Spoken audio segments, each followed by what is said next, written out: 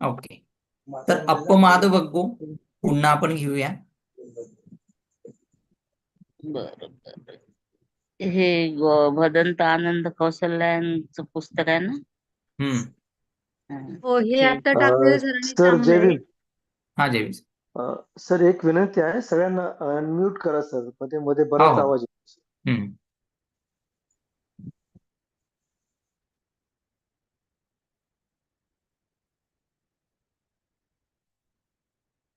Okay, तर पुन्हा अपमाद वर्ग आपण घेऊया. अप्रमाद वर्ग आळसपणा.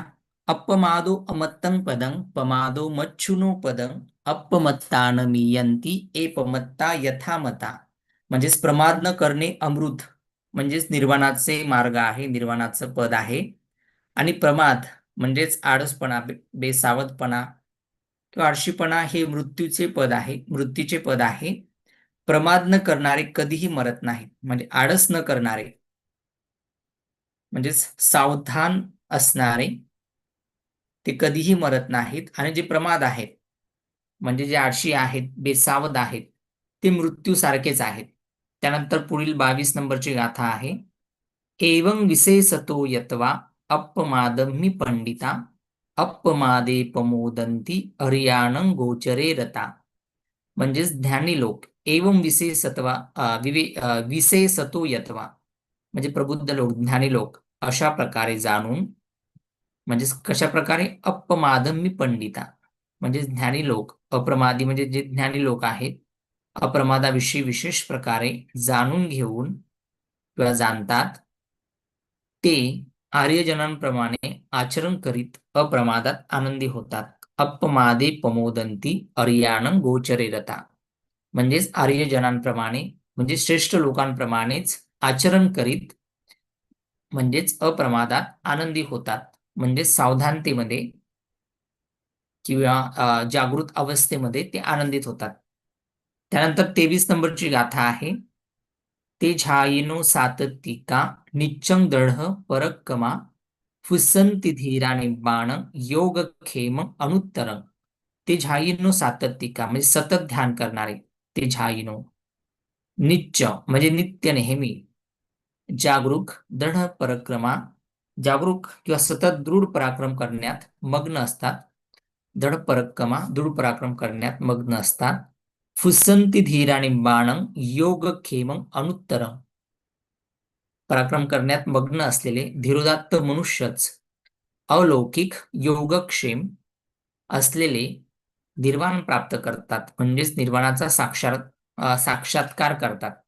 आता इथे आपल्याला सांगितलेलं आहे की सतत ध्यान करत राहिलं पाहिजे, म्हणजे आपण सावध आणि जागृत राहतो.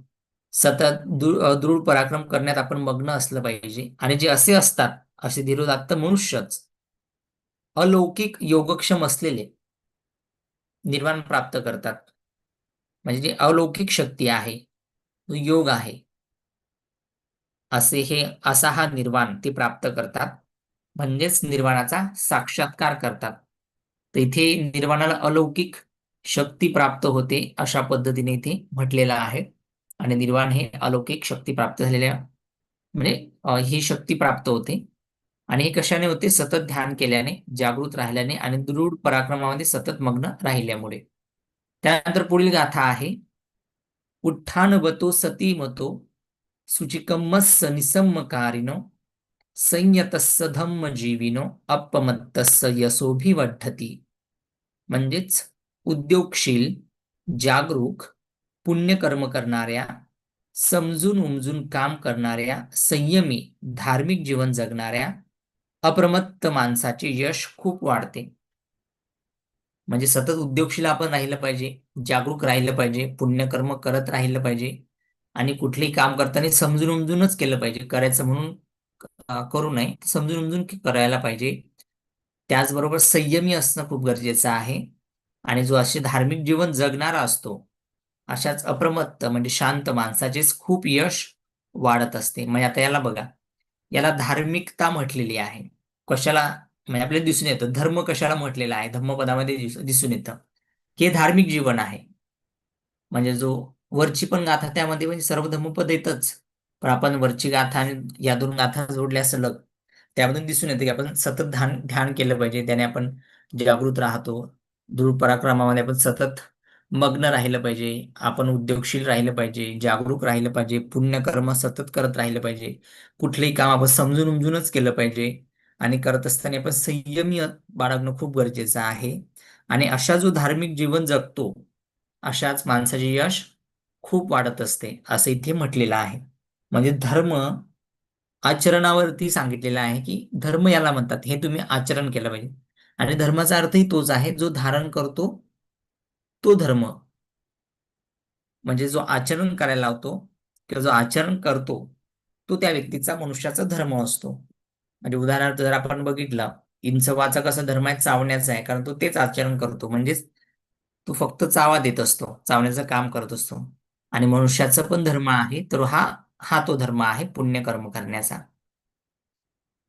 म्हणजे इथे पूजापाठाला महत्व नाही दिलेली, तर योग्य जे काम आहे ते करणं गरजेचं आहे, असं इथे सांगितलेलं आहे. 25 नंबरची गाथा आहे. उत्थानेन पमादेन संयमेन दमेन च दीपंकैराथ मेधावी यं ओघो नाभिकीरती. म्हणजेच बुद्धिमान पुरुषाने उद्योग, अप्रमाद, संयमी आणि जे इंद्रिय दमन करून स्वतःसाठी असे दीप बनवावे, दीपंकैराथ दीप बनवावे, ज्याला विविध प्रकारच्या क्लेशांचा पूर वाहून नेऊ शकणार नाही. विविध प्रकारचे क्लेश म्हणजे त्यामध्ये जर आपण बघितलं तर राग, द्वेष, मोह, मत्सर, आसक्ती किंवा वाईट सर्व गोष्टी ज्या आहेत, तर ते क्लेश आहेत. आणि असे हे जो क्लेश आहे, त्या पुरासारखा, जसा पूर रस्त्यात जे येईल, झाड येऊ म्हणजे कुठली वस्तू आली, झाड आहे, गाव आलं असेल, झाड आलं असेल, किंवा कुठली वस्तू, प्राणी, मनुष्य कोणी आलं तरी ते त्याला काय करतं, वाहून घेऊन जातं सर्वच्या सर्व. तर हे सर्व केल्याने त्या पुरासारखं आपण वाहून जाणार नाही, असं इथे आपल्याला सांगितलेलं आहे. 26 नंबरची गाथा आहे. पमाद मनुयुज्यन्ति बाला दुर्मेधिनो जना अपमादंच मेधावी धनं सेठ्ठं व रखती. म्हणजे मूर्ख, दुर्बुद्धी लोक प्रमादात गुरफटलेले असतात. बुद्धिमान पुरुष श्रेष्ठ संपत्तीप्रमाणे अप्रमादाचे रक्षण करतात. तिथे खूपच छान सांगितलेलं आहे. म्हणजे मूर्ख, दुर्बुद्धी लोक प्रमादात गुरफटलेले असतात. प्रमादात म्हणजे आसक्तीमध्ये किंवा वाईट मार्गामध्ये, वाईट कर्मामध्ये ते गुंतलेले असतात, आळसामध्ये गुंतलेले असतात, गुरफटलेले असतात. आणि हे कोण असतात? हे मूर्ख आणि दुर्बुद्ध असतात. आणि जो बुद्धिमान मनुष्य असतो तो काय करतो? या संपत्तीचं रक्षण करतो. त्यानंतर 27 क्रमांकाची गाथा आहे. मा पमाद मनु युज्येथ मा कामरती संथवं अपमत्ताहि छायंतो पप्पोती विपुलं सुखम. प्रमाद करू नका, कामभोगामध्ये गुरफटू नका, कारण की प्रमाद न करता ध्यान केल्यामुळे विपुल सुख प्राप्त होते.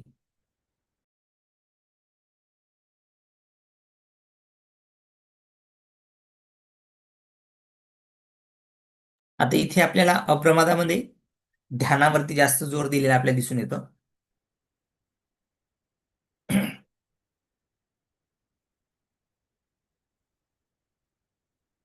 म्हणजेच प्रमाद न करता ध्यान आपण सतत केलं पाहिजे, म्हणजे ध्यानावरती जास्त जोर दिलेला आहे.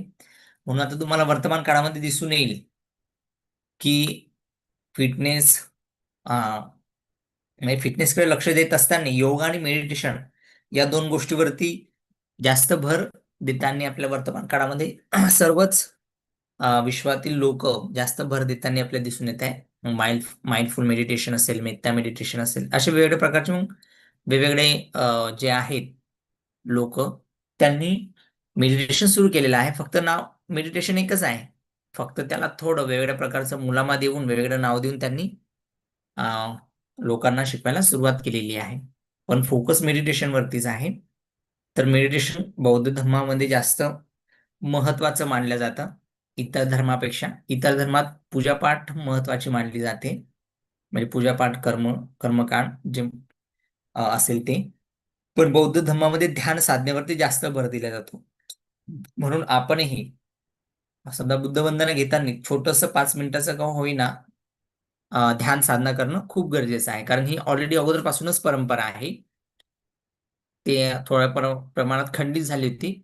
नंतर पुन्हाही बाबासाहेबांच्या माध्यमातून आणि मग इतर जे बौद्ध धर्मगुरू आलेत, बुद्ध भिक्षू आलेत किंवा उपासक उपासिका आलेत, त्यांनी याचा प्रचार प्रसार जास्त केलेला आपल्याला दिसून येतो. आणि इतरांनीही हीच कॉपी करायला सुरुवात केलेली दिसून येते. आणि मग जगामध्ये बौद्ध धर्म कशाच्या बेसिसवरती जर प्रसारित होत असेल तर त्याचं महत्वाचं कारण ध्यान साधना आहे.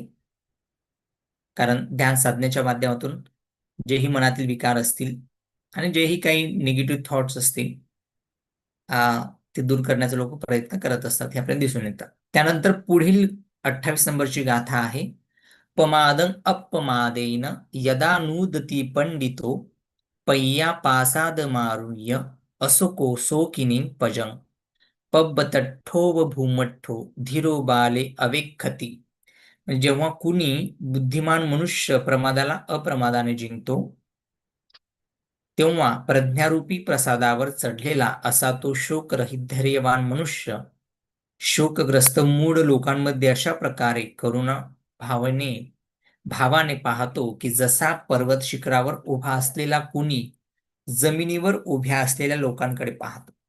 आता इथे आपण पुन्हा समजून घेऊया की जेव्हा कोणी बुद्धिमान मनुष्य प्रमादाला अप्रमादाने जिंकतो, म्हणजेच आळसाला जागृततेने जिंकतो, म्हणजे आळसाला किंवा ज्याला आपण प्रमाद पण म्हणतो, आसक्तीला किंवा जेही वाईट गोष्टी आहे त्याच्यामध्ये त्या गोष्टीला चांगल्याने जिंकतो, म्हणजे जागृततेने जिंकतो. आणि कोण जिंकतो? हा बुद्धिमान मनुष्य. तेव्हा प्रज्ञारूपी प्रासादावर चढलेला, म्हणजे जी प्रज्ञा आहे, मग त्याने जिंकल्यानंतर त्या व्यक्तीमध्ये काय होते? प्रज्ञा विकसित होते, ज्ञान विकसित होतं. म्हणजेच प्रज्ञा, ज्ञानाच्या पुढची अवस्था प्रज्ञा आहे, प्रज्ञा विकसित होते. आणि तो त्या प्रसादावर म्हणजे ज्ञानाच्या घरावरती तो चढलेला असतो. आणि तो असा की तो शोकरहित धैर्यवान मनुष्य, म्हणजे जो शोकरहित असतो, कुठल्याही प्रकारचा त्याच्यामध्ये शोक नसतो, असा तो धैर्यवान मनुष्य. जे शोकग्रस्त मूढ लोक आहेत, मूर्ख लोक आहेत, वरती आपण बघितलं की मूर्ख अज्ञानी जे लोक आहेत त्या लोकांकडे अशा प्रकारे पाहतो. कशा प्रकारे? तर करुणा भावनेने पाहतो. त्याच्या मनामध्ये करुणा निर्माण होते की आपण तर प्रमादाने आपण तर जिंकलं, म्हणजे आळसाला जागृत राहून आपण जिंकलं, सावध राहून आपण जिंकलं. पण जे इतर शोकग्रस्त मानव प्राणी आहेत तेही या शोकामधून बाहेर पडले पाहिजे, म्हणून ते करुणा भावनेने तो त्याच्याकडे पाहतो. जसा एखादा व्यक्ती शिखरावर म्हणजे मोठ्या डोंगरावरती पर्वतावरती चढून उभा असतो आणि जे जमिनीवर उभे असलेले लोक असतात त्यांच्याकडे जसा पाहतो डोंगरावरील मनुष्य. समजा तुम्ही प्रत्येक डोंगरावरती आपण गेलेलोच आहोत, पर्वतावरती जेव्हा पर्वतावरून खाली पाहतो तर खाली एकदम छोटे छोटे लोक दिसतात. त्या खालच्यालाही आपण वरती बघितल्यानं छोटे छोटे दिसतो, पण आपण त्याला व्यवस्थितरित्या वरतून बघू शकतो. खालचा व्यक्ती जसा वरच्याला बघू शकत नाही, पण वरचा व्यक्ती संपूर्ण बघू शकतो. तर अशी ही तर उपमा दिलेली आहे की अशा पर्वत शिखरावर असलेल्या उंच व्यक्ती मनुष्याला जसा पाहतो तसाच जो प्रमादाला अप्रमादाने जिंकलेला व्यक्ती आहे त्याच पर्वताच्या शिखरावर असलेल्या माणसासारखा आहे, असं इथं म्हटलेलं आहे. त्यानंतर 29 नंबरची गाथा आहे. अपमत्तोपमत्तेषु सुत्तेषु बहुजागरो अवलसंव सीघस्सु हित्वा याती सुमेधसो. म्हणजे प्रमाद करणाऱ्यांमध्ये अप्रमादी, म्हणजेच आळस करणाऱ्यांमध्ये जागृत, अज्ञानाच्या निद्रेत झोपलेल्या लोकांमध्ये जागृत, म्हणजे जो अशा अज्ञान आणि अंधकारामध्ये अशा जे लोक आहेत झोपलेले आहेत अज्ञानाच्या अंधकारामध्ये, त्यामध्ये जो जागृत आहे असा बुद्धिमान मनुष्य त्या अज्ञानामध्ये अडकलेल्या लोकांना मागे टाकून अशा प्रकारे पुढे जातो की जसा वेगवान घोडा, जो दुबळा घोडा असतो, लंगडा घोडा असतो, त्याला मागे टाकतो, तसा पुढे जातो. मग इथं आपल्याला हे म्हटलेलं आहे की जागृत राहणारा व्यक्ती कसा बुद्धिमान आहे आणि तो जे अज्ञान अंधकारामध्ये अडकलेले लोक आहेत त्यांना मागे टाकून त्या घोड्यासारखा तो पुढे जातो, वेगवान घोड्यासारखा.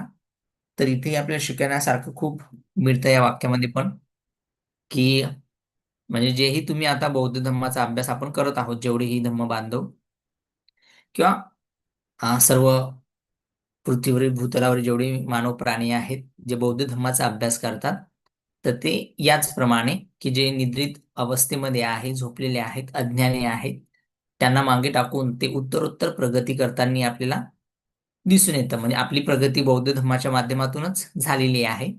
का संविधानाच्या माध्यमातून सर्वांना हक्क अधिकार दिलेले आहेत, पण त्या अधिकाराचा वापर हा नैतिकतेवर आधारित आहे. म्हणजे आपण बघतो की इतरांनाही संविधानासारखेच सुख सवलती सुविधा उपलब्ध केलेल्या आहेत, पण त्यांच्यामध्ये जे विकासाचा मार्ग असणं गरजेचं आहे तो दिसून येत नाही, कारण ते अज्ञानामध्ये अडकलेले आहेत. त्यांनी शिक्षण घेतलेलं असेल तात्पुरतं, पण तरी पण ते अज्ञानामध्ये अडकलेले आहेत आणि योग्य मार्गाने ते न जात असल्यामुळे ते तिथेच अडकून पडलेले आहेत. हे आपल्याला सामाजिक, शैक्षणिक किंवा धार्मिक परिस्थितीवरून दिसून येतं. आणि जो व्यक्ती जागृत आहे असा व्यक्ती या सर्वांना मागे टाकून पुढे जाताना आपल्याला दिसून येते. त्यानंतर 30 नंबरची गाथा आहे. अपमादेन मघवा देवानं सेठतं गतो अपमादं पस्सन्ति पमादो गर्हितो सदा. अप्रमादामुळे इंद्राला देवांमध्ये श्रेष्ठत्व प्राप्त झाले. आता इथं मघवा हा शब्द इंद्राला म्हटलेला आहे. आता भाषांतरकाराने इथं इंद्र घेतलेला आहे, पण मघवा म्हणजे आपण वेगळा अर्थ घेऊ शकतो. एक मोठा व्यक्ती म्हणून किंवा एक मोठा ज्ञानी व्यक्ती पण म्हणू शकतो जो कोणी, पण इथं त्यांनी इंद्र हा शब्द घेतलेला आहे. तेवाण, आता हा मघवाचा अर्थ कोणी कसा लावला हे आपल्याला काही सांगता येणार नाहीये. प्रत्येक गाथेमध्ये आपल्याला त्याचा अर्थ हाच दिसून येतो.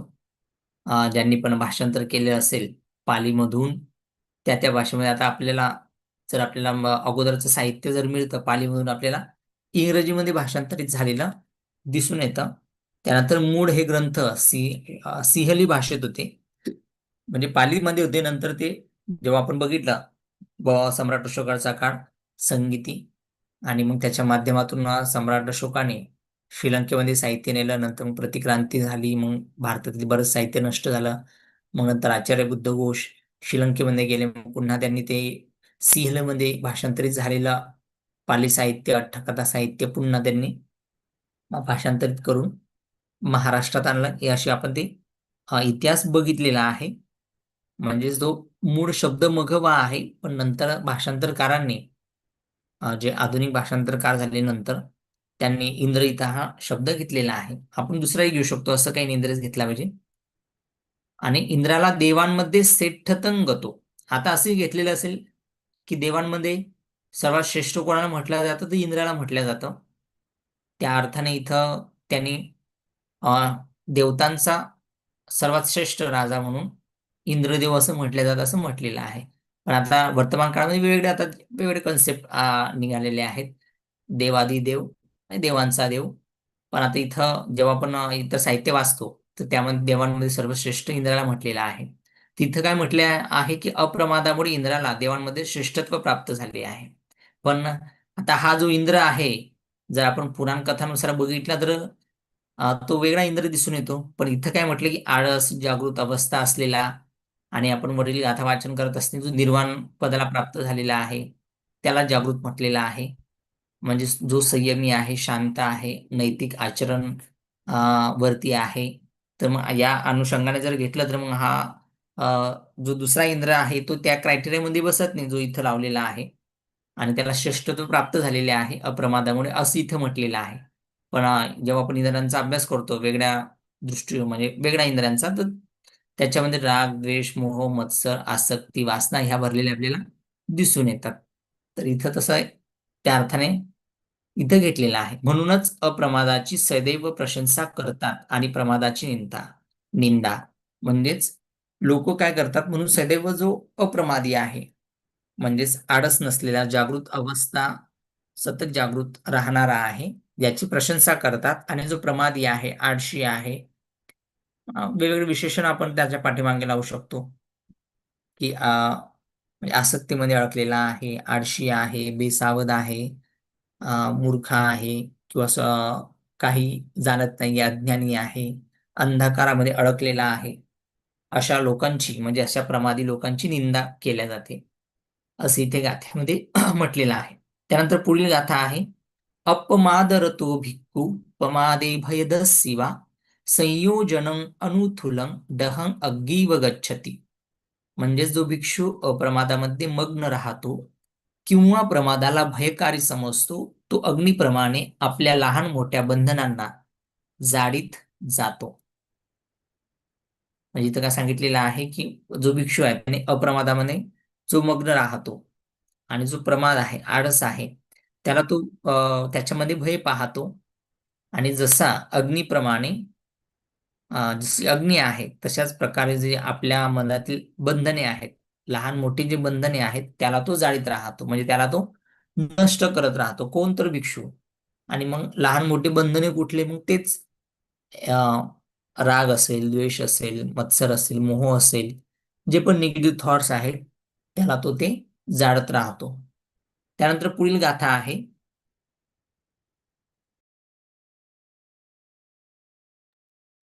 अपमादरतो भिक्खू पमादे भयदस्सिवा अभब्बोपरिहानाय निब्बानस्यैव संतिके.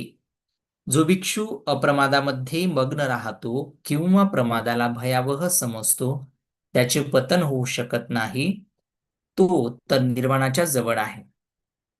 आता शेवटी भिक्षूच म्हटलेला आहे, की जो भिक्षू अप्रमादामध्ये, सावधानतेमध्ये मग्न राहतो, सतत मग्न राहतो, आणि जो प्रमाद आहे, आळस आहे, बेसावधपणा आहे, त्याच्यामध्ये तो भीती पाहतो, भय पाहतो, अशा व्यक्तीचे कधीच पतन होऊ शकत नाही, आणि असाच व्यक्ती निर्वाणाच्या जवळ आहे.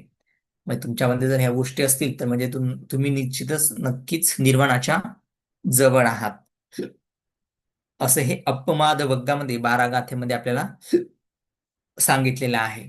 त्यानंतर आपण चित्तवग्ग बघणार आहोत. चित्त म्हणजे मन. आता मनाचं इथे विश्लेषण केलेलं आहे.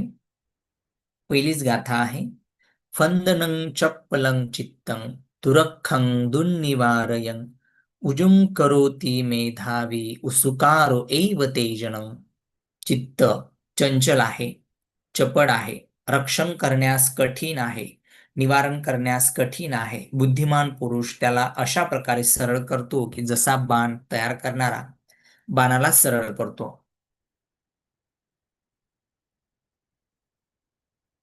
तर इथे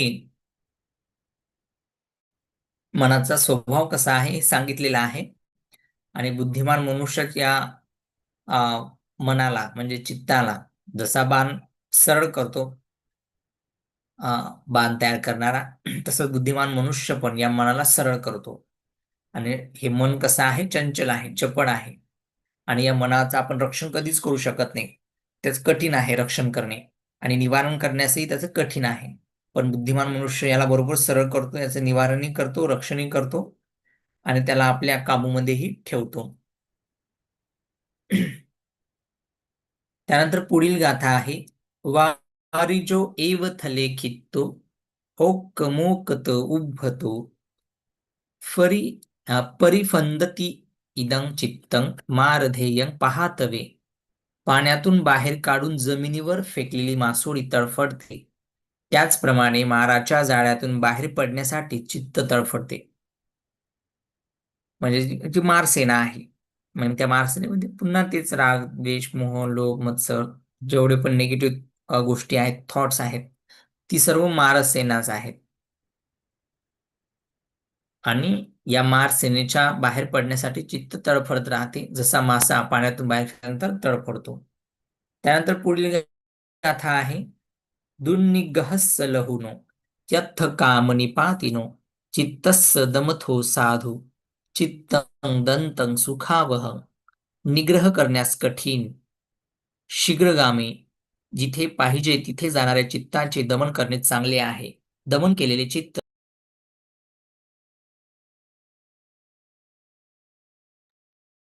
आता आपण जेव्हा सिक्वेन्स बघतो, यमक वग्गामध्ये मन सांगितलेलं आहे की मन किती प्रमुख आणि महत्वपूर्ण आहे. आणि मग त्यानंतर आपण अपमादामध्ये बघतो की अप्रमाद करू नये, सावधानता असणं गरजेचं आहे, जागृत राहणं गरजेचं आहे. आणि मग तिसऱ्या जी आहे ती चित्तवग्गमध्ये सांगितलेलं आहे की चित्त कशा प्रकारे असतं, तर ते अतिशय कठीण असतं.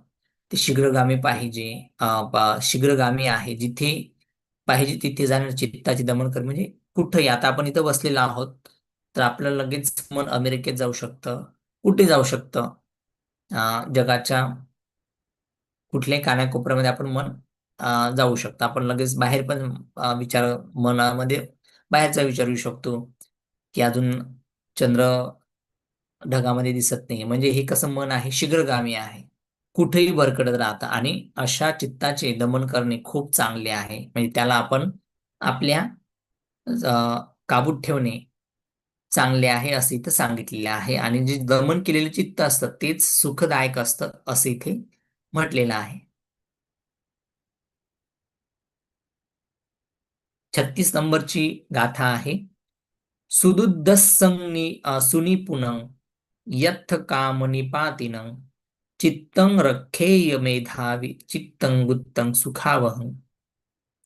बुद्धिमान मनुष्याला जे मुश्किलीने दिसणारे आहे, अत्यंत चालाख, जिथे पाहिजे तिथे जाणाऱ्या अशा चित्ताचे रक्षण केले पाहिजे. सुरक्षित चित्त मोठे सुखदायक आहे. आणि बुद्धिमान मनुष्यालाच ही मुश्किलीने दिसतं किंवा समजतं, आणि तो त्याच्यावरती पाळत ठेवतो, त्याचं रक्षण करतो. त्यानंतर पुढील गाथा. दुरंगम एकचरं अशरीरं गुहाशयं एचित्तं संयमे संती मोक्षन्ति मारबंधना. म्हणजे कुणी दूर जाणाऱ्या, एकटे भटकणाऱ्या, निराकार हृदयरूपी गुहेत राहणाऱ्या चित्ताला संयमित करतील, ते माराच्या बंधनातून मुक्त होतील.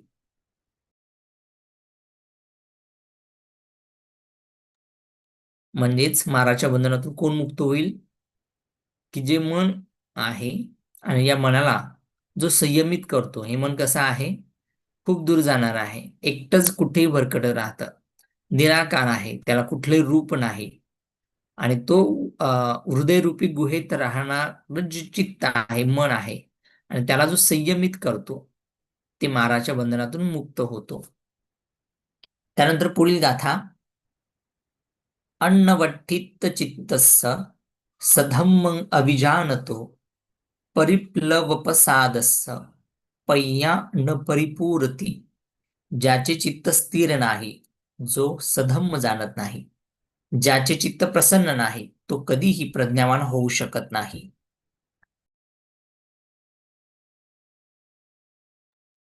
तिथे खूप महत्वाचं आहे की प्रज्ञावान कोणाला म्हटलेलं आहे, की ज्याचं चित्त शांत, स्थिर, संयमी राहतं, तोच व्यक्ती काय करतो, सधम्म जाणतो.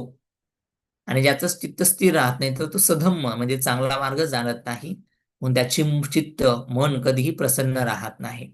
आणि असा व्यक्ती कधीही प्रज्ञावान होऊ शकत नाही. म्हणजेच काय, की प्रज्ञावान व्यक्ती हा सतत प्रसन्न असतो, त्याचं चित्त स्थिर असतं, एका ठिकाणी असतं, संयमित असतं, आणि तो योग्य पद्धतीने धम्मही जाणत असतो. त्यानंतर पुढील गाथा. अनवसूत चित्तस्य अनन्वाहत चेतसो पुण्य पापहीनस्य नत्थि जागरतो भयं. जागरतो भयं.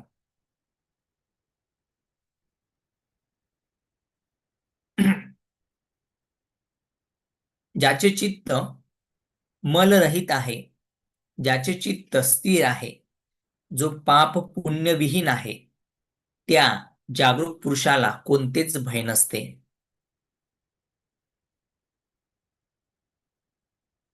बघा, मल म्हणजे तेच, त्यामध्ये राग, द्वेष, मोह, मत्सर, जे पण आसक्ती जे आहे, हे मल आहेत. आणि हे सर्व जो मलरहित आहे, ज्या व्यक्तीची चित्त एकदम स्थिर आहे आणि तो कुठल्याही प्रकारचा पाप पुण्य करत नाही, अशा जागरूक पुरुषाला कोणतेच भय नसते. तरी खूप महत्वाचं आहे. आता तुम्ही बघा, जेवढे पण भिक्षू असतील किंवा महापुरुष असतील त्यांच्या मनामध्ये कधीही मळ साचलेला नसतो. म्हणजे ह्या गोष्टी कधीही नसतात निगेटिव्ह गोष्टी. आणि त्यांचं मन एकाग्र स्थिर असतं आपल्या ध्येयावरती, कधीही ढळत नाही. आणि ते कधीच कुठल्याही प्रकारचं वाईट कर्म, पाप, पुण्य करत नाहीत. म्हणजे वाईट कर्म करत नाहीत, त्याच्यापासून ते विहीन असतात. आणि अशा जागरूक पुरुषाला कधीही कोणाचंही भय नसतं. तर हे खूप महत्वाचं आहे. म्हणजे तुमचे कितीही दुश्मन असतील, विरोधक असतील, शत्रू असतील, किती खतरनाक असो, पण तुमच्यामध्ये जर ह्या गोष्टी असतील, आता बघा बाबासाहेबांनी शिलाला पण महत्व दिलेलं आहे. शिलाशिवाय प्रज्ञा कामाची नाही. बाबासाहेबांनी क्लिअर सांगितलेलं आहे. जिथे शील आहे, म्हणजे माणूस किती प्रज्ञावान असला आणि त्याच्याकडे शील नसला, म्हणजे त्याची जी प्रज्ञा विद्या लोकांना लुटून खाण्यासाठी असेल, तर ती विद्या काही कामाची नाहीये. म्हणजे त्याच्याकडे शील असणं गरजेचं आहे, की इतरांना लुटून भ्रष्टाचार न करता त्याने कुठल्याही प्रकारचं वाईट काम न करता. आणि जो म्हणजे प्रज्ञावान आहे आणि वाईट काम करत असेल तर निश्चितच त्याला भय असतं वाईट कामं करणार. तो किती प्रज्ञावान असला पण त्याला माहिती आहे की आपण काही ना काही वाईट करतोय, एक ना एक दिवस आपण पकडले जाणार. पण जो असा व्यक्ती आहे, अशा व्यक्तीला कधीही भय नसतं हे आपल्याला दिसून येतं. म्हणून बाबासाहेबांना कुठल्याच प्रकारचं भय नव्हतं. म्हणजे जसं आपण जर विचार केला की इतर जे बाबासाहेबांचे समकालीन होते त्यांना भीती होती किंवा त्यांना नष्टही करण्यात आलं. पण बाबासाहेब असे एकमेव होते की त्यांना कोणीही हात लावू शकलं नाही. लावण्याचा प्रयत्न केला त्यांनी, पण कोणीही लावू शकलं नाही किंवा बाबासाहेबांना नष्ट करू शकलं नाही. कारण बाबासाहेब या गोष्टीमध्ये परिपूर्ण होते. म्हणून यावरून आपल्याला शिकून येतं की आपणही या गोष्टीमध्ये परिपूर्ण खूप असणं गरजेचं आहे.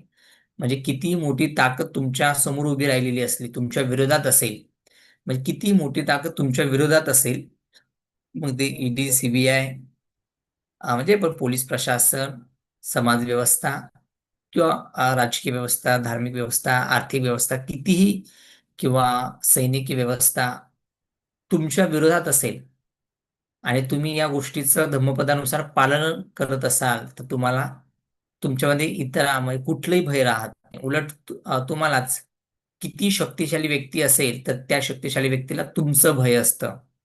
म्हणजे हे आपल्याला आतापर्यंत जेवढे पण महापुरुष झाले त्यांच्या उदाहरणावरून दिसून येतं. पुढील गाथा आहे, कुंभूपमं कायमिमं विदित्वा नगरूपं चित्तमिदं ठपेत्वा योधेथ मारं पय्यायुधेन जितं च रख्खे अनिवेसनोसिया. म्हणजेच या शरीराला घड्याप्रमाणे आणि चित्ताला नगराप्रमाणे असे जाणून प्रज्ञारूपी शस्त्र घेऊन माराशी युद्ध करा. जिंकल्यावर सुद्धा चित्ताचे संरक्षण करा आणि अनासक्त राहा.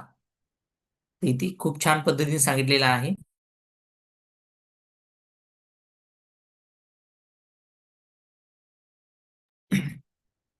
म्हणजे इथं असं आपलं जे शरीर आहे आपण मातीच्या भांड्याप्रमाणे समजलं पाहिजे. कारण मातीचं भांड कसं जर्जर असतं, जर्जर असतं, कधी धक्का लागला तर फुटू शकतं. तर त्या घड्याप्रमाणे आपण आपल्या शरीराला समजलं पाहिजे. आणि या चित्ताला नगराप्रमाणे, म्हणजे जसं नगर आहे, शहर आहे, या शहराला कशी आजूबाजूला तटबंदी असते. म्हणजे पूर्वीच्या गावी शहर किंवा गावांचं बचत करण्यासाठी कशाही गोष्टीपासून, पुन्हा पूर असेल, सैनिकी आक्रमण असतील किंवा इतर गोष्टीपासून बचाव करण्यासाठी तटबंदी असायची संपूर्ण गावाला, की आजूबाजूने वेस वेस ज्याला आपण म्हणत असतो, गावाकडे आहे की आपल्या गावची वेस तिथून आहे, त्या वेसीच्या नंतर दुसरं गाव चालू होतं.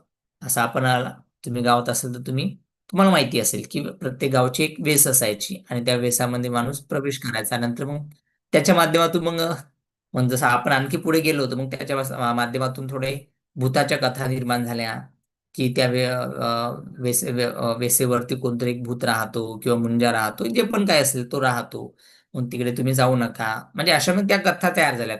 आता त्या कथा काल्पनिक आहेत, पण त्या कथाचं स्वरूप जर आपण जसं जसं पुढे इतिहासामध्ये जातो तसं आपल्याला दिसून येतं की तिथे तटबंदी होती, म्हणजे वेस होती. गावाचं संरक्षण करण्यासाठी. आणि मग मग ते नंतर मग त्याच्या त्या काय म्हणतात त्याला, लोककलेच्या माध्यमातून त्या कथा अशा तयार झाल्यात. पण त्याचाही त्या कथेचा इतिहास आहे. म्हणजे जी ही कुठली कथा निर्माण झालेली असेल, तर बुद्धांच्या नुसार प्रत्येक गोष्ट कार्यकारणभाव आहे, प्रतीत्य समुत्पाद आहे, ज्याला आपण कार्यकारणभाव सिद्धांत म्हणतो. की घडणाऱ्या घटनेमागे काही ना काही कारण असतं, असंच घडत नाही, त्याच्या पाठीमागे काही ना काही कारण असतं. म्हणजे तुमचा जन्म झालाय, याच्या पाठीमागे काही ना काही कारण आहे. तुम्ही या वर्गाला उपस्थित आहात, याच्या पाठीमागे काही ना काही कारण आहेत. मी तुम्हाला शिकवतोय, याच्या पाठीमागे काही ना काही कारण आहे. प्रत्येक घडणाऱ्या गोष्टीमागे कार्यकारण भाव आहे, म्हणजे कारण आहे. तर हेच इथं सांगितलेलं आहे की आपल्या चित्ताला आपण नगराप्रमाणे समजलं पाहिजे, जाणून त्याचं संरक्षण केलं पाहिजे, त्याला बळकट केलं पाहिजे. आणि प्रज्ञारूपी शस्त्र घेऊन, प्रज्ञा म्हणजे जी ज्ञानाची धार आहे, ती प्रज्ञा आहे, ते शस्त्र घेऊन जो मार आहे त्याच्याशी आपण युद्ध केलं पाहिजे. म्हणजे इथे आपल्याला दिसून येते की स्वतःमध्ये शत्रू कोण, तर जे आपल्या स्वतःमध्ये जे विकार आहेत ते आपले शत्रू आहेत. म्हणजे जर आपण वर्तमान काळात बघितलं, शब्दशः जर अर्थ घेतला, तर आपला शत्रू कोणीही, आपणच आपले शत्रू आहोत. म्हणजे जर तुम्हाला सर्व सुखसुविधा जर मिळत असतील, पण तुमच्यापर्यंत ती सुखसुविधा पोहोचत नसतील, किंवा तुम्ही ते घेण्याचा प्रयत्न करत नसतील, तर ते निश्चितच म्हणजे आपली चुकी आहे, हे आपल्याला समजणं गरजेचं आहे. म्हणजे आपल्याला सर्व मिळालेलं आहे, पण त्याचा आपण पुरेपूर उपयोग करणं गरजेचं आहे. म्हणजे आपण बाबासाहेबांनी आपल्याला सर्व देऊन ठेवलेलं आहे, पण बाबासाहेबांना आपण वाचणं गरजेचं आहे, हे पण आपल्याला यावरून दिसून येतं. म्हणजेच की बाबासाहेब आपण डोक्यावर न घेता डोक्यात घेणं गरजेचं आहे.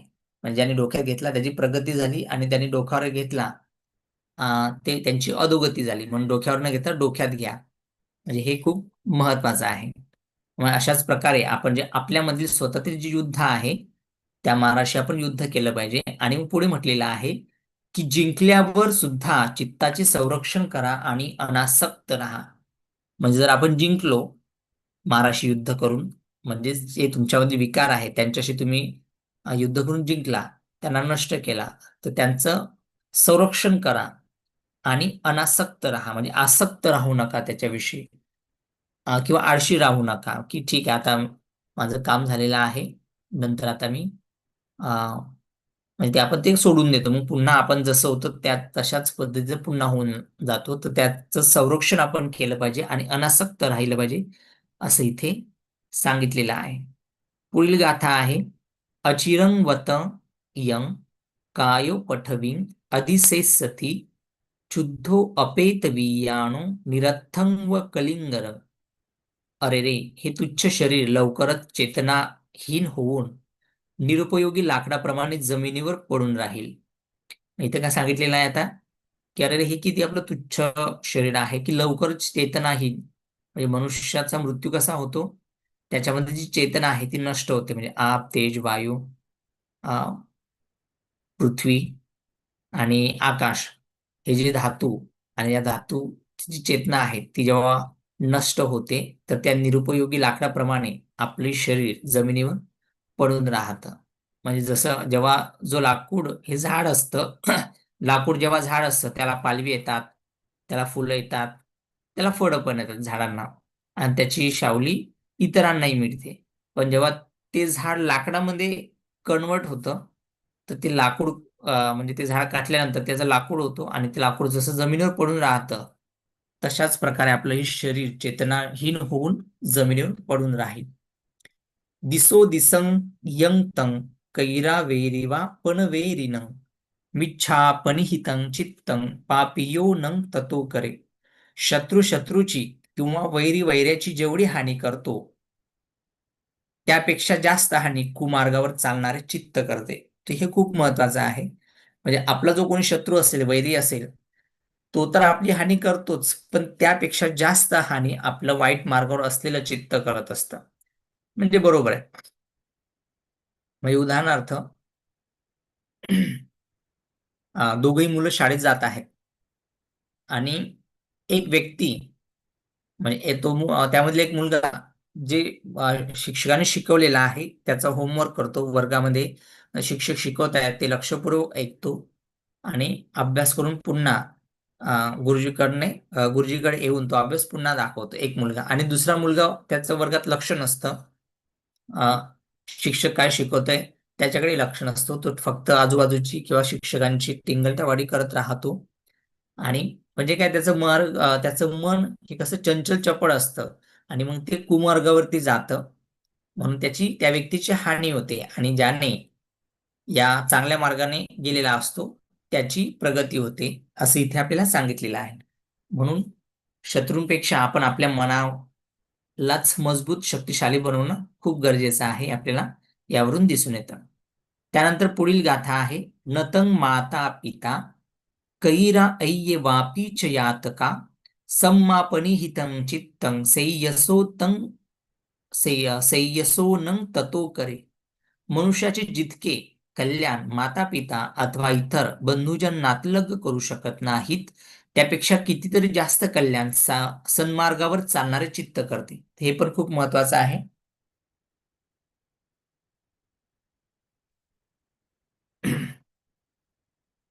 म्हणजे बरोबर आहे, आई वडील तर आपलं करतात ना, ते बंधू आणि नातेवाईक आपलं तर भलं करतात, पण एवढं हे भलं करू शकत नाही जेवढं चांगल्या मार्गावर आपलं गेलेलं मन करू शकतं. बरोबर आहे. आता तुम्ही बघा, प्रत्येक घरामध्ये सर्वच मुलं चांगले निघतीलच याची गॅरंटी नाहीये. घरचे किती संस्कारी असले तर काही ना काही, जेव्हा मुलगा बाहेर जातो त्याला समजा बाहेरची जर संगत चुकीची मिळाली तर तो कसा चुकीच्या मार्गाने जातो. म्हणजे काही मुलं चांगल्या मार्गाने जातात आणि म्हणजे मोजक्या घरातील असतील, सर्वच घरातील नाही, अपवादात्मक आहेत. बऱ्याच असे घरं आहेत की काही मुलं चांगले निघतात, कधी कधी मोठा मुलगा चांगला निघतो, कधी कधी लहान मुलगा चांगला निघतो, किंवा कधी कधी कोणाला तरी व्यसन असतं, मग दारूचं असेल, चोरीचं असेल, किंवा वाईट मार्गाचं जेही असेल ते असतं. तर ते का असतं, कारण त्याने आपल्या मनाला चांगल्या मार्गावरती नेलेलं नसतं.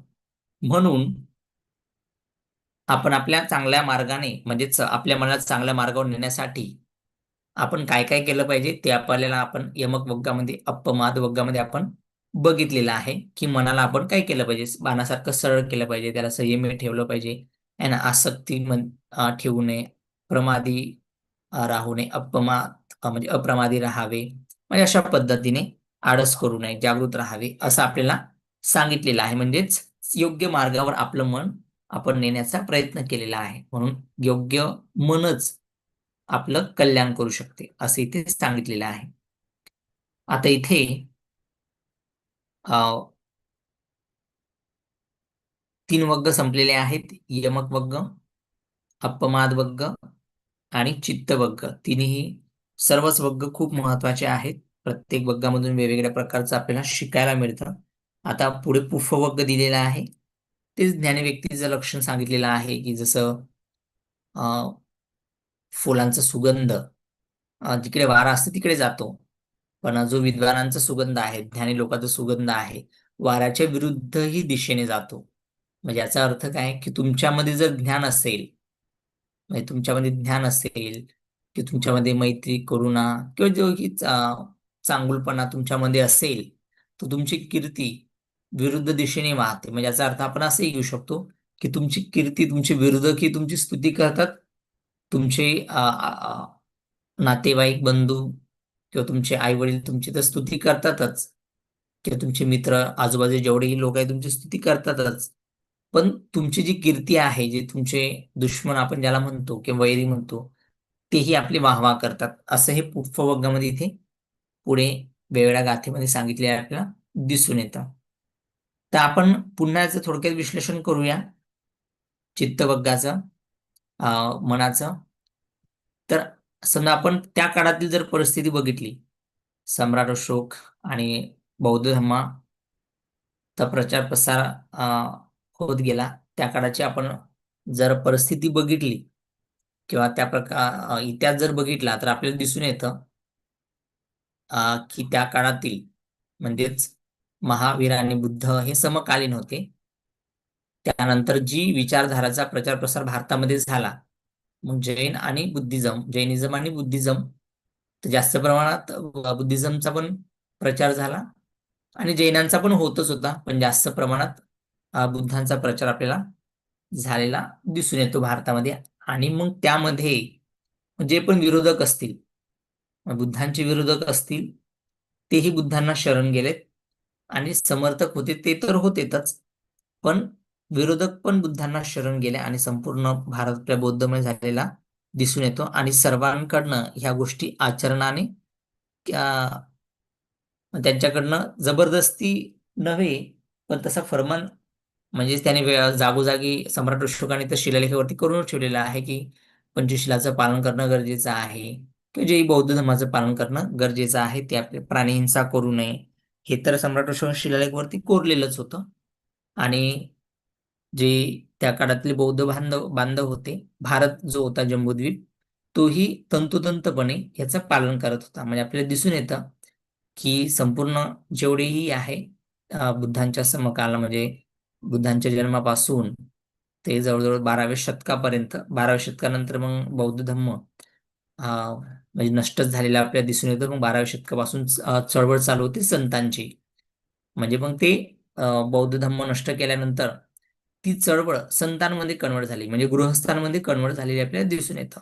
जेव्हा आपण मग संतांचे वेगवेगळे पुस्तक वाचन करतो, समजा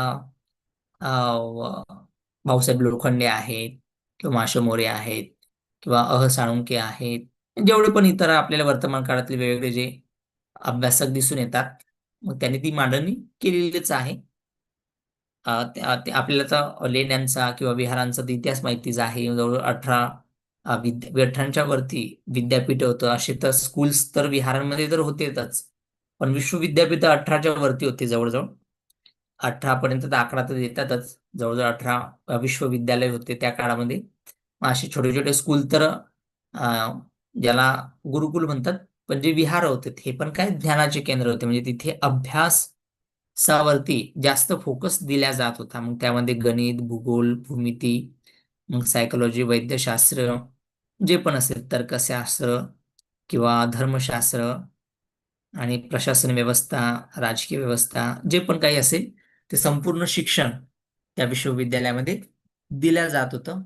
तर यावर आपल्याला दिसून येतं की हेच तिथे शिकवल्या जात होतं, त्यामुळे तो व्यक्ती संपूर्णपणे नैतिकतेवर त्याचं जीवनचरित्र तो जीवन जगत होता आणि धम्माचा प्रचार प्रसार करत होता, म्हणजे व्यापारी करत होते. म्हणजे व्यापार भारतामधून बाहेरच्या देशामध्ये गेला तर व्यापाराबरोबर बौद्ध धम्मही गेला.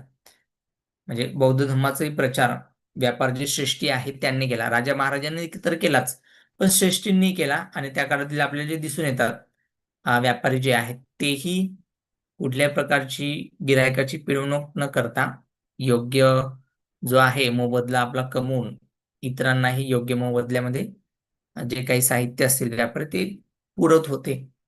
तर ते कशामुळे किंवा भारत कशामुळे सोने की चिडिया होता, तर बौद्ध धर्मामुळे. पण बौद्ध धर्मामुळे कशामुळे होता, तर बुद्धांनी सांगितलेल्या गोष्टींचं आचरण केल्यामुळे. म्हणजे बुद्धांची पूजा केली म्हणून भारताचं कल्याण झालं नाही, तर बुद्धांनी जो सांगितलेला मार्ग आहे त्याचं तंतोतंत काटेकोरपणे पालन केल्यामुळेच भारत हा विश्वगुरु होता सम्राट अशोकाच्या काळामध्ये. आणि त्याचं एकमेव कारण आहे बौद्ध धर्म.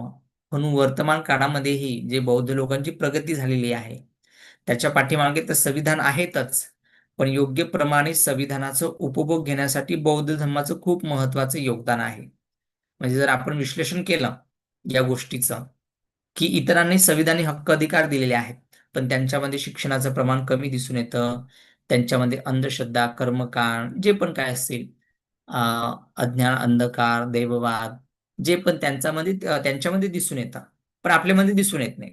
आपल्याला तर 22 प्रतिज्ञा तर दिलेल्या तर आहेतच, पण त्या 22 प्रतिज्ञामध्ये पण बौद्ध तत्वज्ञान 6व्या प्रतिज्ञेनंतर दिसून येतं. मग 10 पारमितेचं पालन करणे, आर्याष्टांगिक मार्गाचं पालन करणे, दशपारमिताचं पालन करणे, ह्या गोष्टी आपल्याला सांगितलेल्याच आहेत. म्हणजेच काय की आपल्याला पण आचरणावरती बुद्ध वंदना घेऊन त्या बुद्ध वंदना म्हणजे सांगितलेलं आहे त्याचं आचरण करणे, पंचशिलाचं पालन करणे, ह्या गोष्टी आपल्याला सांगितलेल्याच आहे. म्हणजे आपल्या संविधानाबरोबर बौद्ध धर्म दिला, त्यामुळे आपण आणखी जास्त विकसित व्हायला लागलो. म्हणून बौद्ध जेवढा बौद्ध धर्म आपल्या लोकांना व्यवस्थित चांगल्या पद्धतीने जास्तीत जास्त सांगता येईल तेवढा जास्त आपला विकास आहे. म्हणजे जो बौद्ध धर्माला जेवढं डीपली समजायला सुरुवात करेल तेवढा त्याचा जास्त विकास.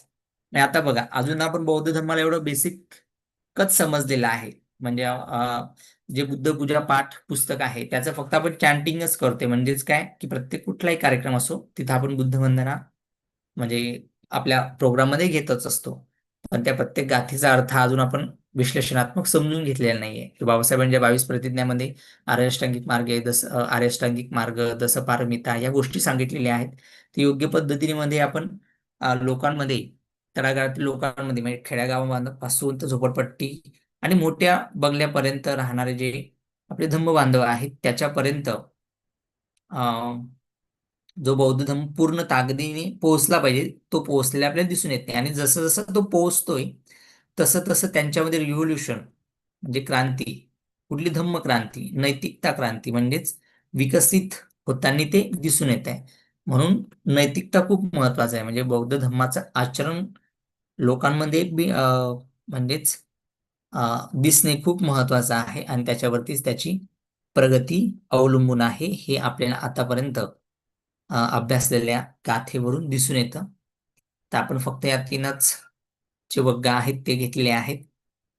आपल्याला अभ्यासक्रमामध्ये आपण हे तीनच वर्ग ठेवलेले आहेत, संपूर्ण हे गाथा नाही आहेत. तर आज आपण इथंच थांबणार आहोत. तर कोणाचे काही प्रश्न असतील तर आपण विचारू शकता.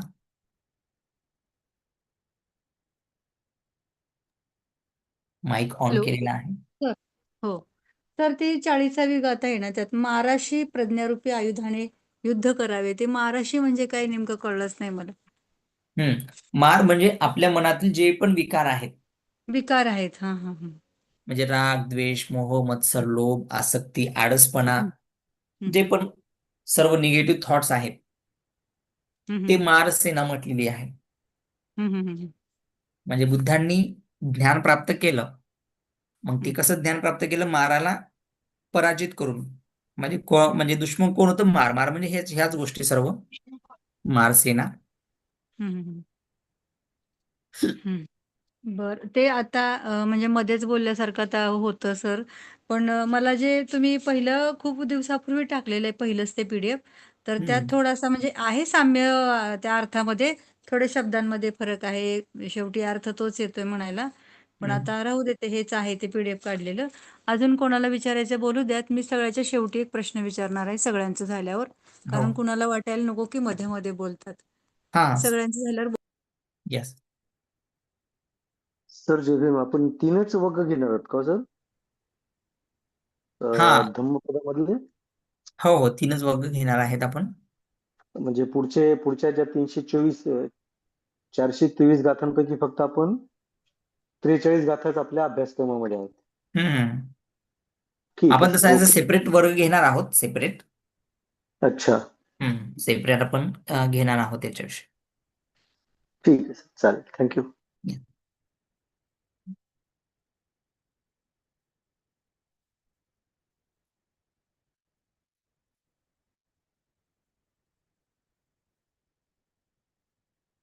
आणखी इतरांचे काही प्रश्न असतील तर विचारू शकता.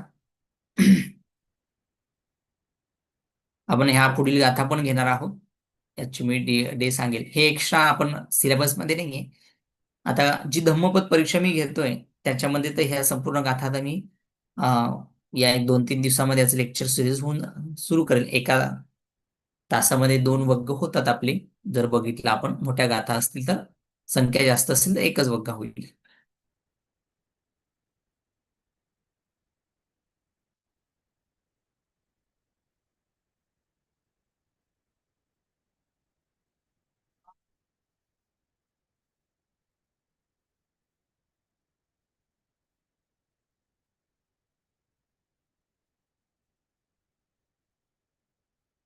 ओके. तर हा विचारा मॅम. या इतरांना नाही म्हणजे तुम्ही विचारा आता.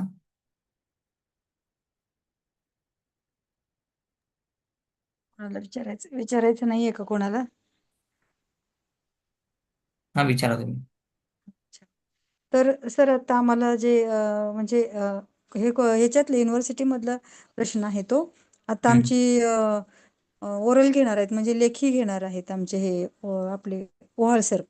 हम्म, तर त्यांनी आम्हाला अभ्यास काय सांगितलेला आहे की रूपांतर करायचं, ट्रान्सलेशन करायचं किंवा ते क्रियापदं ओळखायची आणि हम्म काही टिपा आणि काही मोठे प्रश्न पण दिलेले आहेत त्यांनी. तर त्या म्हणजे आता त्यांनी व्याकरणच फक्त शिकवलेलं आहे आम्हाला त्याच्यामध्ये. हम्म तर मग म्हणजे टिपा कशावर देणार ना, कशावर लिहिणार ना आम्ही, असं म्हणजे मला एक प्रश्न पडला. त्यांनी सांगितलेलं आहे की पहिला प्रश्न आहे भाषांतराचा. ठीक आहे, मग त्या फोर्स म्हणजे स्टोरीज आहेत ते भाषांतर आलं. म्हणजे त्या ह्याच्यातलं सिलेबस कशातलं मध्ये. सिलेबस मधलं पालीमधलं भाषांतर करायचं. दुसरा प्रश्न आहे की रुपे द्या आणि हम्म रुपे ओळखा. म्हणजे बहुतेक हे विभक्तीमधलं असणार आहे हम्म मला. आणि तिसरा प्रश्न आहे की टिपा लिहा आणि चौथा प्रश्न आहे की छोटे मोठे प्रश्न. मग याला सिलेबस कुठला ते मला काही कळलंच नाही. हा, टिपा सरांना जो तुमचा विचारलं. सिलेबस आहे ना, हा. म्हणजे आता तुम्हाला एक विषय सांगा मला. सिलेबस, एका विषयाचा सिलेबस सांगा. 4 सब्जेक्ट आहेत ना एका सेमिस्टरला, हो हो हो. त्यामधील एक सब्जेक्ट सांगा, मग तुम्हाला सांगतो. हम्म. थेरवाद एक आहे हम्म आणि सरांचा हेच आहे पालीच हेच ग्रामरच आहे सरांचं, ओळ सरांचं. ग्रामर मध्ये काय आहेत, त्यामध्ये पण ग्रामर मध्ये पण त्यांनी सिलेबस दिला असेल. ग्रामर संपूर्ण मध्ये ग्रामर नसेल सिलेबस ती. बघावं लागेल आता सिलेबस ते. हा, मग तर त्या सिलेबस हं, मध्ये जे असेल ना तेच टिपामध्ये येईल. आता उदाहरणार्थ हं. एक्झाम्पल सांगतो की हा तुम्हाला हा, तेच तेच. ग्रामरच्या सिलेबस मध्ये हं, जर त्यांनी समजा मुद्रण व्याकरण घेतलं असेल किंवा हं, बेसिक ग्रामर घेतलं असेल, तर हं, हं, हं, सुरुवातीला जर बेसिक ग्रामर असेल तर मग त्यामध्ये हं, विभक्ती येईल, 3 हं, काळ हं, येतील, वचन हं, येतील, क्रियापद हं, येतील. मग त्यामध्ये हं, टिपा टिपा विचारतील की हं, हं, अकारांत पुल्लिंगी विभक्तीविषयी हं, तुम्ही हं, हं, माहिती द्या. टिपामध्ये हं, हं, असं वाक्य म्हणजे प्रश्न विचारला जाईल. तुम्हाला अकारांत पुल्लिंगी विभक्ती सांगावं लागेल. मग बुद्धो, हं, बुद्धा, बुद्धं, बुद्धे, ते हं, विभक्ती, त्याचे प्रत्यय ते हं, सांगावं, हं, म्हणजे सांगावं लागेल म्हणजे लिहावं लागेल.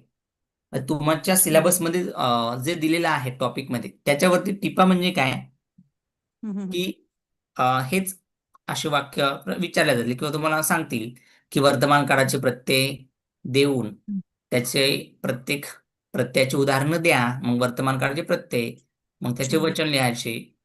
एकवचन, बहुवचन, मग प्रथम पुरुष, द्वितीय पुरुष, तृतीय पुरुष, एकवचन आणि बहुवचन, मग वर्तमान काळी मी, मसी, ती, अंत्य असे प्रत्यय लिहायचे. मग त्यांनी उदाहरणात सहित स्पष्टीकरण सांगितलेलं आहे.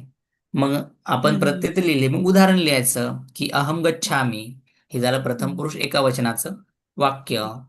मयम गच्छाम, हे झालं प्रथम पुरुष बहुवचनाचं वाक्य. म्हणजे असे टिपामध्ये येईल. जर व्याकरण असेल तर, समजा हो हो. टेक्स्ट असेल उदाहरणार्थ हं, की त्रिपिटक परिचय किंवा त्रिपिटक असेल, समजा तुम्हाला एक एक्झाम्पल घेऊया. सिलेबसमध्ये हं, त्रिपिटकाची माहिती, मग त्यामध्ये हं, सुत्त पिटक, विनय पिटक, अभिधम्म पिटक. मग हं, त्यामध्ये टिपा येतील की सुत्त पिटकामध्ये किंवा सुत्त पिटकाची माहिती द्या. मग सुत्त पिटकाची माहिती किती ग्रंथ आहेत, हं, मग हं, त्यामध्ये समजा पाचित्तीय जे पण काही आहे, भिक्खू हं, मग ते विनय पिटकामध्ये ते येतं. किंवा अभिधम्म पिटक असं विचार, विनय पिटकाबद्दल माहिती द्या, अभिधम्म हं, पिटकाबद्दल माहिती द्या, सुत्त पिटकाबद्दल माहिती द्या. असे हं, 3 हं, प्रश्न विचारले तर टिपामध्ये मग तुम्हाला फक्त सुत्त पिटकाचीच माहिती द्यावी लागेल. त्यामध्ये दीघ निकाय, मध्यम निकाय, संयुक्त निकाय, अंगुत्तर निकाय आणि खुद्दक निकाय असे एकूण 5 ग्रंथ आहेत.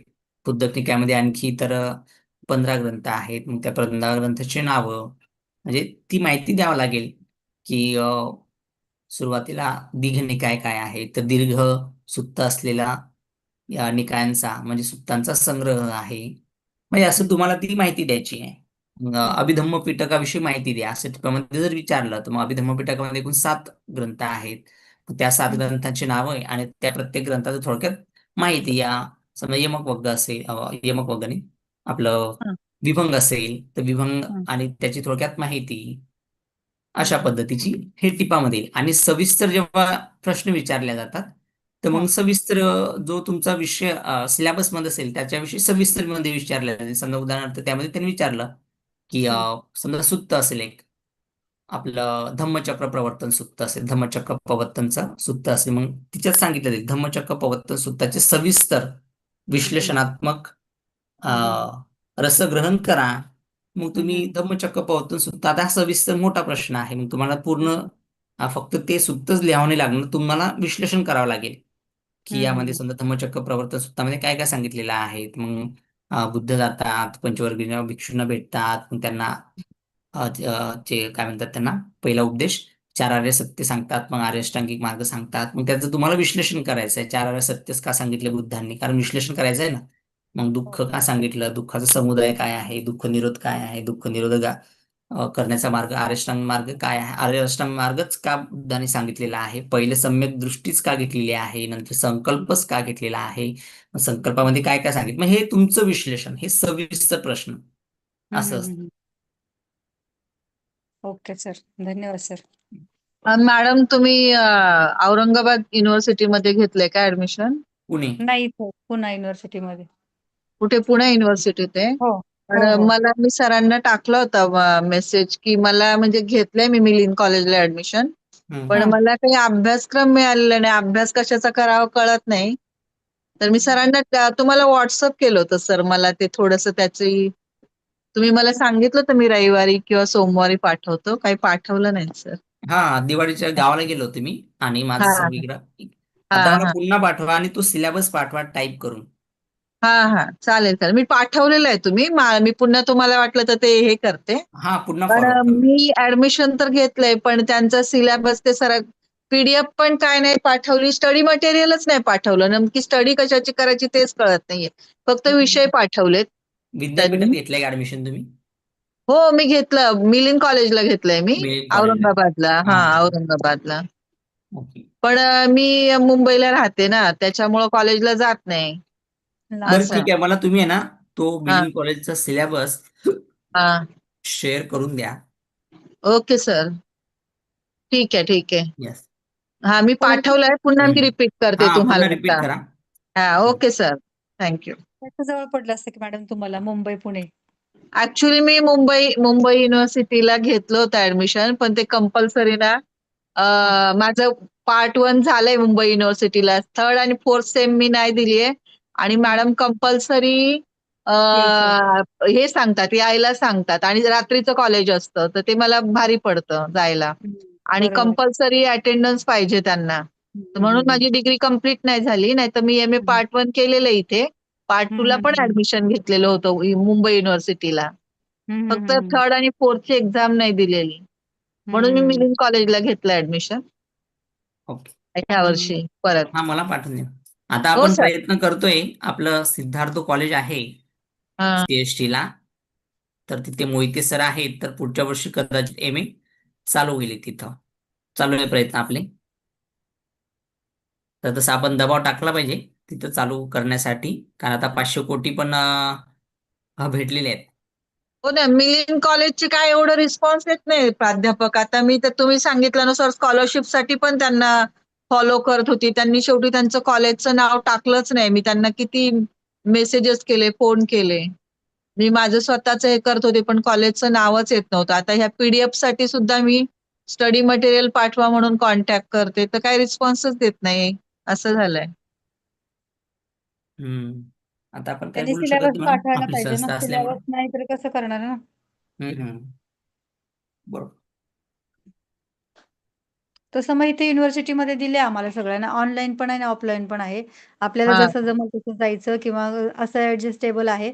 आता ओरल वगैरे घेण्यासाठी आम्हाला काही काही विषयांचं घेतलं ऑनलाईनच ओरल, काहींचं तिथं या म्हणले अच्छा वाचनाचं जे आहे. हो, नागरी टू रोमन टू नागरी आहे ना, तर त्या मॅडमनी तिथंच बोलवलं. काहींचं अच्छा. ऑनलाईन घेतलं, काहींचं असं म्हणजे करतात ऍडजस्ट, एवढं काही हे नाही असं. नाही इथे कंपल्सरी छान शिकवतात मुंबई युनिव्हर्सिटीला, हां. कलिनाला, पण संध्याकाळी असतं आणि ट्रॅफिक वगैरे एवढं, रात्री यायला पण उशीर होतो, रविवारचा हो. पूर्ण दिवस असतं, आणि मॅडमचं असं आहे की कंपल्शन यायचं म्हणजे यायचं तुम्ही, हं, हं, हं, हं. असं त्याच्यामुळे थोडा प्रॉब्लेम झाला. नाही, ओके होऊन सर. जाईल हे फक्त तुला. ओके. आता बघा, आपण जे माराविषयी सांगितलेलं होतं, थोडक्यात माराविषयी आपण समजून घेऊया. मार ही संकल्पना है ना.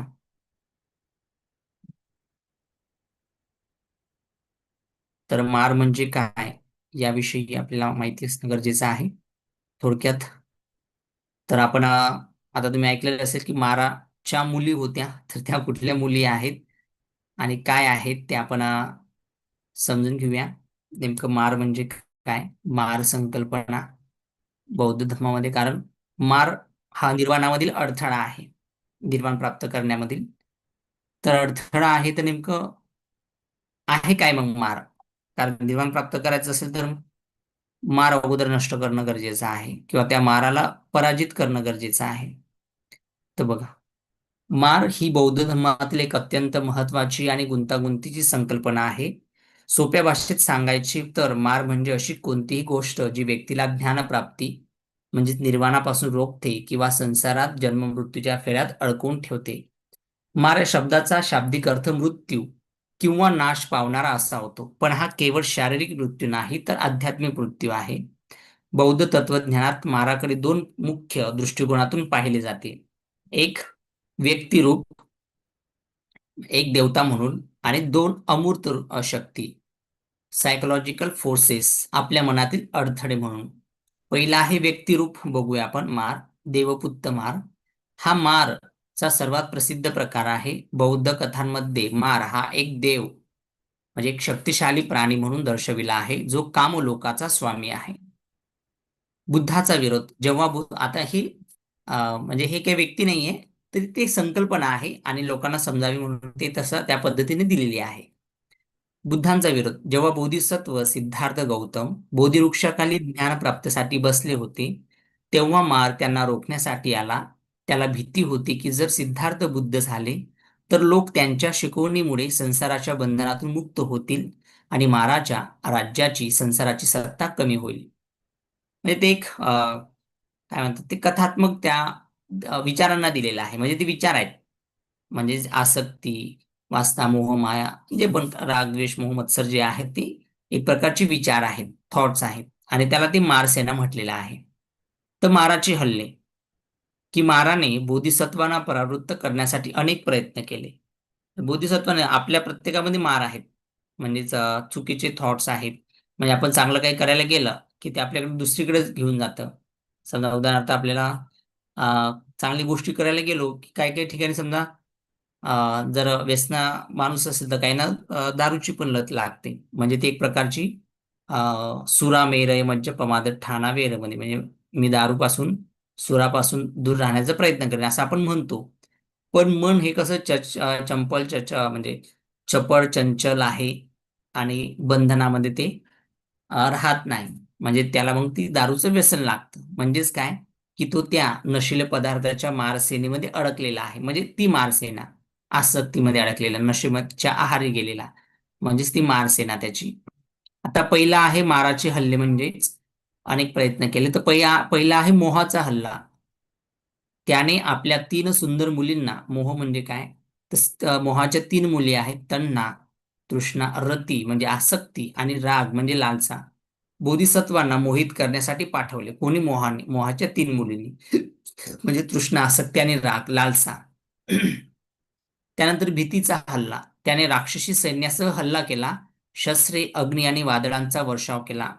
म्हणजे भीती म्हणजे बघा, म्हणजे राक्षस हल्ला म्हणजे काय, की समजा अग्नी असेल, वादळ, वारा, पाऊस, धारा हे सर्व आले असतील, ध्यान साधना करत असतील, कारण ते जंगलात होते ना. तर मग म्हणजे वारा आला असेल, पाऊस आला असेल, वारा उद्यान आलं असेल, जे पण काही आलं असेल, ढगफुटी झाली असेल, असं संपूर्ण वर्षाव झाला, म्हणजेच भीती निर्माण व्हावी. आताही आपल्या समजा उदाहरणार्थ बाहेर रस्त्याने गेलो आणि थोडी वीज जरी चमकली तर लगेच आपण कुठल्या तरी आडोशाला लगेच भीती वाटते की आपल्या अंगावर पडेल की काय. म्हणजेच काय, की ही भीती आणि अशा या वेगळ्या गोष्टीने हल्ला केला, म्हणजेच ही राक्षसी सैन्य म्हटलेलं आहे. शस्त्र, अग्नी आणि वादळवार या गोष्टी. त्यानंतर शंकेचा हल्ला. त्याने बोधिसत्वाच्या मनात त्याच्या पात्रतेबद्दल शंका निर्माण करण्याचा प्रयत्न केला. आणि मग त्यानंतर मारविजय. बोधिसत्वांनी या सर्व हल्ल्यांना आपल्या प्रज्ञाशील आणि धैर्याने निष्फळ ठरवले. त्यांनी भूमीला स्पर्श करून, भूमिस्पर्श मुद्रा जे आपल्याला माहिती आहे, आपल्या मागील जन्मातील पुण्याईला साक्षी मानले. म्हणजेच आता तिथे पाली साहित्यामध्ये ह्या गोष्टी येतात, ह्या थोड्या अतिशयोक्ती आहेत. आता बघा, मार सेना त्यांनी एक युद्धाचं वर्णन दिलेलं आहे की हा असे मार आलेत, म्हणजे की कोणतरी लोक आलेत बुद्धांवरती हल्ला करण्यासाठी. पण हे त्यांनी काय दिलेलं आहे, की ते एक त्याला संकल्पना जोडली, म्हणजे बुद्धांचे ते विचार आहेत, बुद्धांच्या मनामध्ये निर्माण होणारे विचार आहेत, पण त्याला एक व्यक्तीचं स्वरूप दिलं. तशाच पद्धतीचं इथे पण त्यांनी भूमिस्पर्श म्हणजे भूमीला साक्ष दिलं की बाबा आता तुला बुद्धत्व मिळालं, पण कोण सांगेल तुला बुद्धत्व मिळालं? जसं उदाहरणार्थ मला PhD ची डिग्री मिळाली, तर मला लोक सांगतील, म्हणजे माझ्याकडे डिग्री असेल, सर्टिफिकेट दाखवू शकते माझी PhD झाली आहे, पण बुद्धत्व प्राप्त झालं याचं सर्टिफिकेट देणार कोणी नाही. मग बुद्ध म्हणतात की काय म्हणतात की भूमी ही माझी साक्षी आहे की मी बोधी म्हणजे बुद्ध मी झालेलो आहोत. यालाच मार विजय म्हणतात आणि या विजयानंतरच त्यांना ज्ञानप्राप्ती झाली. तात्पर्य, हा मार म्हणजे आपल्या बाहेरील मोहांचे आणि भयांचे प्रतीक आहे. 4 प्रकारचे मार आणखी दिलेले आहेत. ही माराची अधिक सखोल आणि तात्विक संकल्पना आहे. हे 4 मार म्हणजे आपल्या आत असलेले खरे अडथळे आहेत. तर पहिला आहे स्कंद मार. पंचस्कंद हेच मार आहेत. म्हणजे हे कुठल्या रूप, वेदना, संज्ञा, संस्कार, मेंटल फॉर्मेशन आणि विज्ञान, कॉन्शियसनेस. स्पष्टीकरण, आपण या 5 स्कंदांना मी किंवा माझे समजतो. या तात्पुरत्या आणि बदलणाऱ्या गोष्टींशी असलेली आपली आसक्ती हाच एक मार आहे, कारण ती आपल्याला दुःखातून अडकवून ठेवते.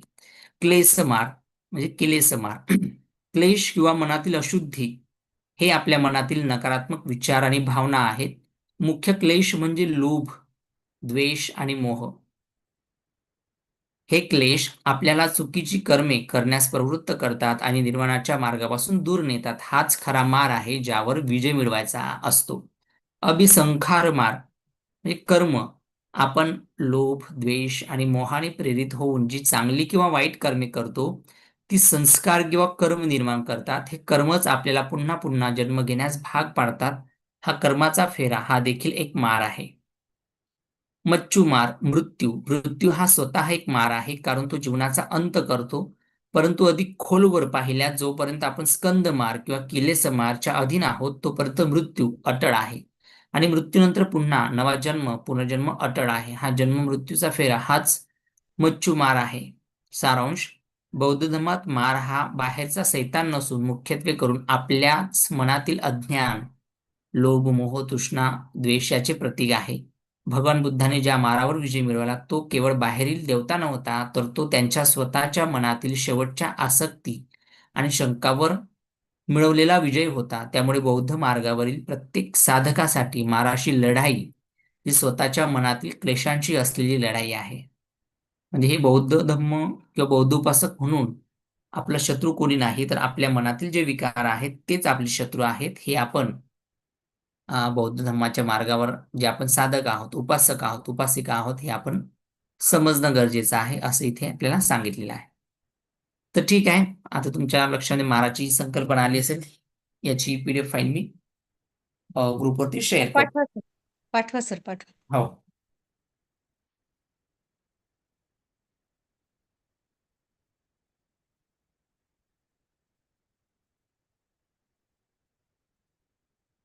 ओके, तर मग आपण थांबूया खूप इथंच. छान सांगितलं माराविषयी. हा, बोला ना. खूप छान सांगितलं सर माराविषयी. ओके, हा, धन्यवाद सर्वांना. हो सर, बरं झालं प्रश्न विचारला. माराची माहिती मिळाली, कारण ते मनात तसंच राहून गेलं असतं की मार ही संकल्पना. तर त्याचे भरपूर अर्थ आणि खूप छान माहिती दिली आम्हाला तुम्ही. धन्यवाद. सर ही ग्रुपवर शेअर करा सर. हो, ग्रुपवरती शेअर करतोय.